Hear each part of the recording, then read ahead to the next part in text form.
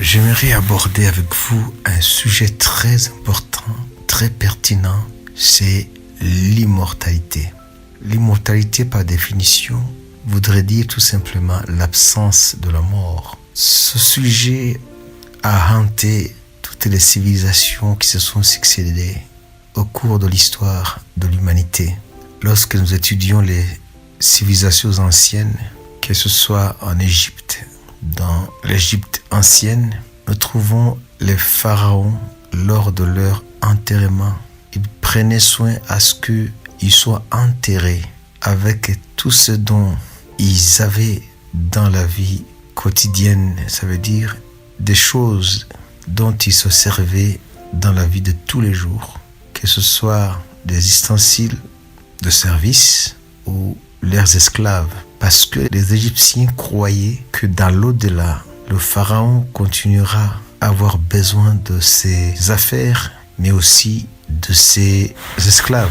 C'est pour cela que dans les pyramides où les pharaons étaient enterrés, lorsqu'on a découvert les momies des pharaons, il y avait aussi tout un tas de choses qui avaient été enterrées avec eux, ainsi que même leurs esclaves. Vous trouverez dans les pyramides des chambres du pharaon, même aussi de la reine, ça veut dire l'épouse du pharaon. Donc, nous trouvons que l'idée d'une vie après la mort était au sujet des préoccupations des civilisations anciennes. Mais dans le cas de l'Égypte, c'est uniquement la vie de l'âme, la survie de l'âme après la mort. Ça n'entrait pas exactement dans le cadre de notre sujet d'immortalité. Mais c'est pour dire que la mort était un sujet qui les hantait. Donc pour trouver l'antidote de l'angoisse de la mort, alors cette espérance de l'immortalité de l'âme aidait ces civilisations à évacuer cette angoisse. Mais voyons un peu ce qui se passait sous d'autres cieux, par exemple dans l'ancienne Mésopotamie, ça veut dire entre les deux fleuves, le fleuve Euphrate et le fleuve Tigre, parce que Mésopotamie est composée de deux mots, Mésos qui veut dire entre et Potamos qui veut dire fleuve. Donc c'est le territoire qui est entre les deux fleuves, le fleuve Euphrate et le fleuve Tigre. C'est au nord de l'actuel Irak. C'est là où se trouvait une ancienne civilisation qu'on appelle la civilisation sumérienne. Donc vers 2800 avant Jésus, il y avait un roi qui s'appelait Gilgamesh. C'est un roi quasi mythique. Donc il y a dans la mythologie de ce peuple-là, il y a un récit qui parle de ce roi Gilgamesh dans une œuvre qui est comptée parmi les œuvres les plus anciennes de la littérature, parce que la civilisation sumérienne fait partie de la première civilisation, fait partie des premières civilisations qui ont découvert l'écriture, ce qu'on appelle l'écriture cunéiforme. Donc, sur ce territoire de la Mésopotamie, vivait un peuple qui était très avancé sur le plan de la culture. Donc, eux, ils avaient l'écriture au 3e millénaire avant Jésus. Et dans cette œuvre qui s'appelle l'épopée de Gilgamesh, une épopée, c'est une succession d'événements de vaillance, d'événements très saillants, très impressionnants, où on raconte la vaillance des héros. Donc, dans ce récit de Gilgamesh, il est dit que Gilgamesh, ce roi qui s'adonnait à beaucoup d'extravagance, avait un ami qui s'appelait Enkidu. Et les dieux, pour infliger une punition à Enkidu, lui donna une mort atroce. Et face à la mort de son ami intime Enkidu, le roi Gilgamesh eut conscience de sa petitesse, son incapacité face à la mort. Il est en face de l'angoisse de la mort pour laquelle il n'a aucun secours. Il est désarmé devant la mort. Alors, il entama un très long voyage pour aller à la recherche de l'immortalité afin de pouvoir échapper lui aussi à la mort. Et il trouva un homme qui avait survécu au déluge. Et ce survivant du déluge était immortel. Il demanda l'immortalité et ce survivant du déluge répondit à Gilgamesh que c'est impossible qu'il obtienne l'immortalité, parce que l'immortalité, c'est l'affaire des dieux, c'est l'attribut des dieux, c'est la possession des dieux. Mais il lui donna, à défaut de l'immortalité, il lui donna la jouvence éternelle sous forme d'une feuille. Et de retour, il lui fit voler cette feuille. Donc il rencontra un serpent, et ce serpent lui vola la feuille de jeunesse éternelle. Il rentra triste dans son pays, mais il commença à être sage pour le restant de sa vie. Donc finit les extravagances. Il fut humble face à la finitude de la condition humaine. Vous voyez, ça c'est la quête de l'immortalité chez ce peuple ancien de la Mésopotamie. Et lorsque nous regardons aussi du côté de l'Occident, en Grèce antique, il y a un récit du poète Homère qui a vécu vers le 8e siècle avant Jésus. Et Homère, dans son œuvre intitulée l'Odyssée d'Ulysse, il raconte l'histoire d'un certain Ulysse, roi d'un pays qui s'appelait Ithaque. Et quand on dit pays ici, c'est une cité dans la Grèce antique. Alors Ulysse, avec d'autres rois des différentes cités grecques, se coalisèrent pour aller attaquer le pays de Troie, ou la cité de Troie. Et lorsque la guerre fut terminée, alors Ulysse décida de rentrer dans son pays d'Ithaque pour retrouver son pays d'Ithaque, sa femme Pénélope et son fils Télémaque. Mais à l'absence d'Ulysse pendant cette guerre de Troie, il y a eu plusieurs prétendants qui voulaient récupérer sa femme.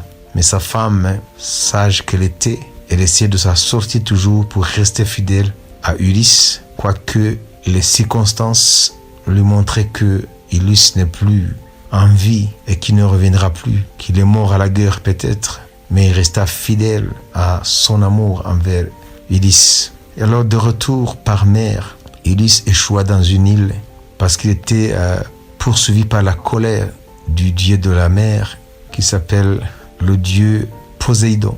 Et dans cette île, l'autorité de l'île s'appelait Calypso. Calypso, c'était une nymphe. Les nymphes sont des déesses dans la mythologie grecque qui sont des dieux de second rang. Les nymphes sont liées à la nature, sont des déesses de la nature, des beautés extraordinaires dans la mythologie grecque. Alors Calypso tomba follement amoureuse d'Ulysse et lui proposa de rester avec elle, de l'épouser en échange de l'immortalité pour qu'il oublie Ithaque, son pays. Alors Ulysse resta dans cette île pendant 7 ans. Le voyage retour a duré 10 ans et de ces 10 ans, les 7 années, il les a passées dans cette île de Calypso.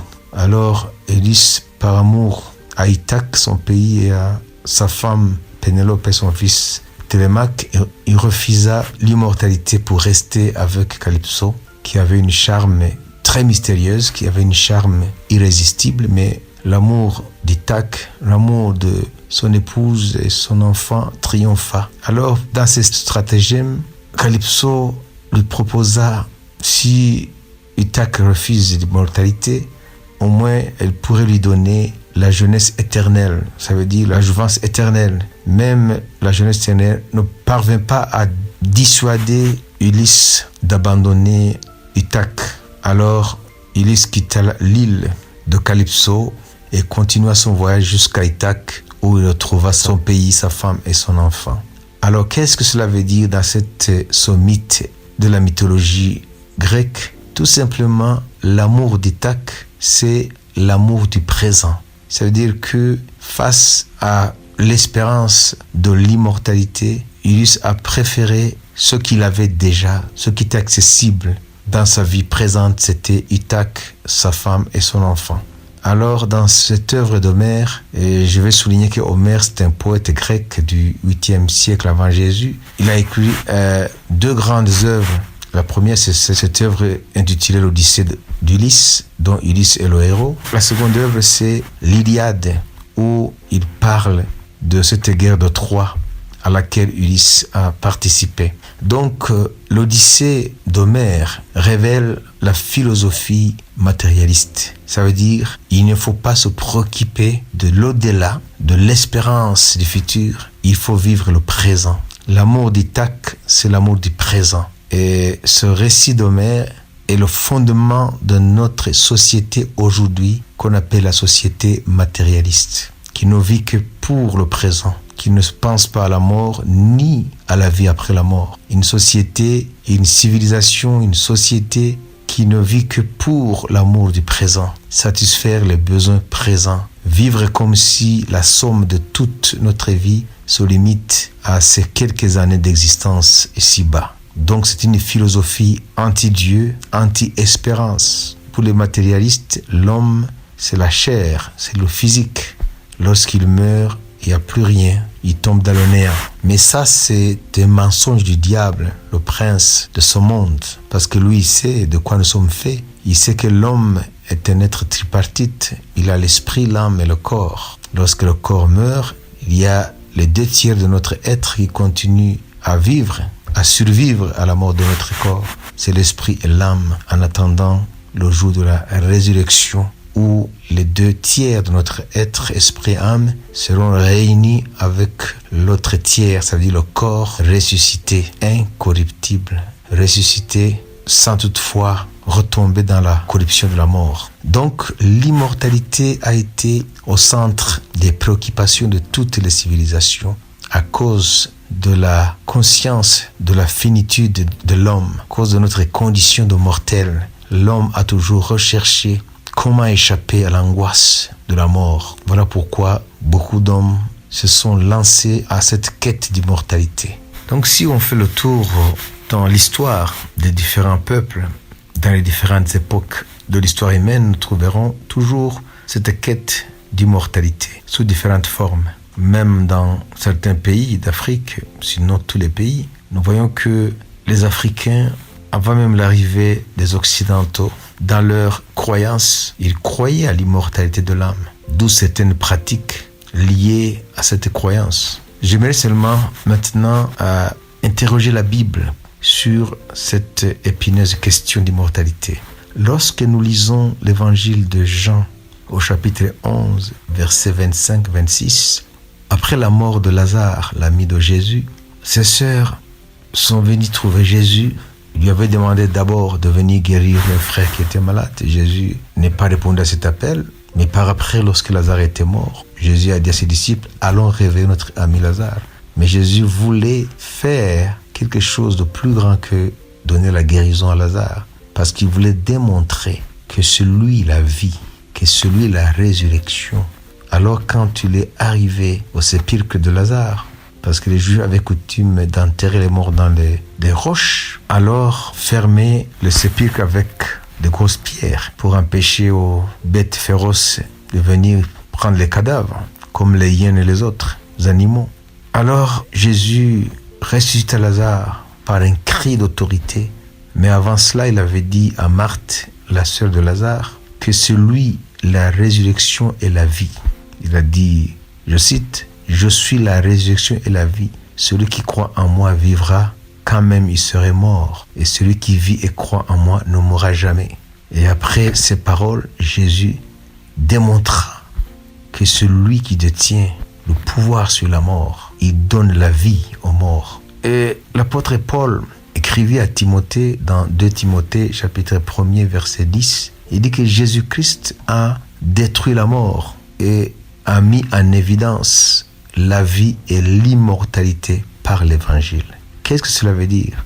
Cela veut dire que l'évangile de Jésus démontre que Jésus, il est le seul qui est mort, qui a parlé de sa mort. Et avant lui, les prophètes envoyés de Dieu avaient parlé de sa mort, mais aussi de sa résurrection. Il est mort et il est ressuscité. Et le Seigneur ressuscité n'est plus sujet à la mort. La mort n'a plus de pouvoir sur le corps de Jésus ressuscité. Pourquoi? Parce qu'il a revêtu notre humanité mortelle afin de pouvoir vaincre la mort dans son corps et ainsi nous libérer, nous qui sommes des mortels, de la peur de la mort qui nous rend esclaves de Satan. Parce que la peur de la mort nous retient dans l'esclavage de Satan. Alors Jésus, par sa mort, il a mis en échec Satan qui avait le pouvoir sur la mort. Donc Jésus a démontré que c'est lui qui a l'immortalité. Et vous savez, dans les différentes mythologies, ce sont les dieux qui possédaient l'immortalité. Que ce soit chez les Grecs, que ce soit dans les anciennes civilisations en Mésopotamie et dans d'autres parties du monde. Voilà pourquoi, même plus tard avec les empires romains et d'autres empires, les rois étaient considérés comme des divinités. Ça veut dire que les rois, en étant fils des dieux, étaient considérés comme l'un de leurs. Donc tout cela, c'est montrer que malgré leur mort, ces empereurs étaient toujours considérés comme vivants, comme immortels. Et aujourd'hui, avec la civilisation moderne, on a transposé ce concept d'immortalité dans des choses matérielles. Ça veut dire quelqu'un qui s'est démarqué dans les sociétés modernes, on lui construit des monuments pour immortaliser leur nom, le nom de ces grands. C'est toujours la quête de l'immortalité. Mais cela ne les rend pas pour autant immortels. Ils sont morts.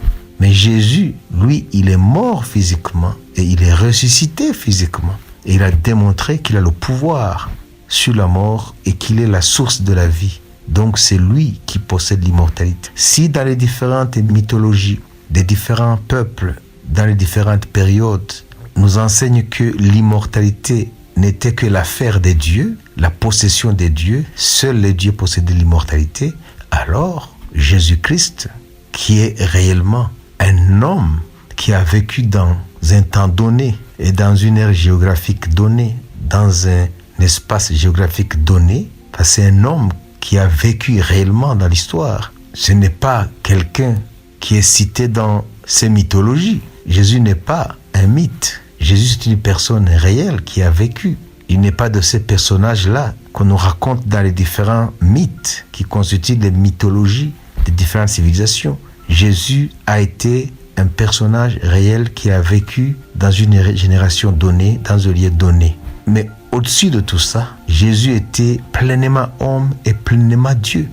Et si il est Dieu, donc c'est lui qui possède l'immortalité. C'est-à-dire l'aspiration de ce peuple, de toutes ces civilisations, c'était Jésus. Parce que c'est lui, le Dieu vivant, qui possède l'immortalité. Vous savez, ces mythologies, ces différents mythes qu'on raconte, qui constituent une mythologie d'un peuple, ne fait que mettre en évidence cette quête, cette recherche de l'immortalité, en inventant ces dieux qui possèdent l'immortalité, pour essayer de les cajoler, essayer de leur faire plaisir, afin qu'ils nous donnent, ne fût-ce qu'un tout petit peu de leur immortalité, à cause de l'angoisse de la mort qui touche tous les mortels. Voilà pourquoi l'évangile veut dire bonne nouvelle. Pourquoi? Parce que nous ne sommes plus dans les mythes, mais nous sommes dans la réalité du Dieu créateur qui est venu vivre notre histoire, venu vivre notre humanité, venu partager avec nous notre condition de mortel afin de nous libérer de cette crainte de la mort, de cette angoisse existentielle et nous ouvrir à l'immortalité. Celui qui reçoit Jésus, il reçoit la vie éternelle, par voie de conséquence, il reçoit l'immortalité. Non seulement de l'âme, mais l'immortalité de son être tripartite. Parce que lorsque nous lisons dans l'épître de Paul aux Romains au chapitre 8, au verset 23, il nous est dit que notre corps aussi attend la rédemption. Ça veut dire, lorsque Jésus reviendra à la dernière trompette, il rendra notre corps mortel, il le rendra immortel. À ce moment-là, nous serons immortels dans notre être tripartite, esprit, âme et corps. Tel il est, tel nous serons. Il est immortel, nous serons immortels. Mais aujourd'hui, par la foi, notre esprit, notre âme ont été déjà rachetés. Nous avons par la foi l'immortalité, mais qui sera révélée pleinement lors de la résurrection, à travers la résurrection de notre corps mortel. Et à ce moment-là sera accomplie cette parole des Écritures dans la première épître de Paul aux Corinthiens au chapitre 15. Ô mort, où est ton aiguillon? Car la mort a été engloutie dans la victoire. Ça veut dire que nous allons au-devant de ce cri de victoire sur la mort. Nous allons crier sur la mort. Nous allons proclamer notre victoire en Christ sur la mort, qui aujourd'hui terrasse les peuples, terrasse toutes les générations, les enferme dans toutes sortes de prisons par peur de la mort. Qu'est-ce que l'homme ne peut donner pour éviter la mort? Tu peux tout donner pour éviter la mort. Mais Jésus a vaincu la mort et il a mis en évidence la vie et l'immortalité par l'évangile. C'est gratuit. Seulement, reçois Jésus. Repens-toi de tes péchés parce qu'il est mort pour les péchés. Reçois Jésus dans ta vie. Lorsque Jésus entre dans ta vie, c'est l'immortalité qui entre dans ta vie. C'est la vie éternelle qui entre dans ta vie. Ce n'est pas seulement la survie de l'esprit ou de l'âme, mais c'est l'espérance d'une résurrection qui fera de toi, ton esprit, ton âme et ton corps, les trois parties qui te composent, il fera de toi un fils de Dieu. Ça veut dire participant de la nature divine. Tel il est, tel nous sommes. Mais cela n'est pas encore révélé. Il est immortel, par la foi nous sommes aussi mortels, mais le jour viendra où cela sera une évidence au grand jour. Alléluia. Au Dieu immortel, à lui la gloire au siècle des siècles, par Jésus-Christ notre Seigneur. Amen.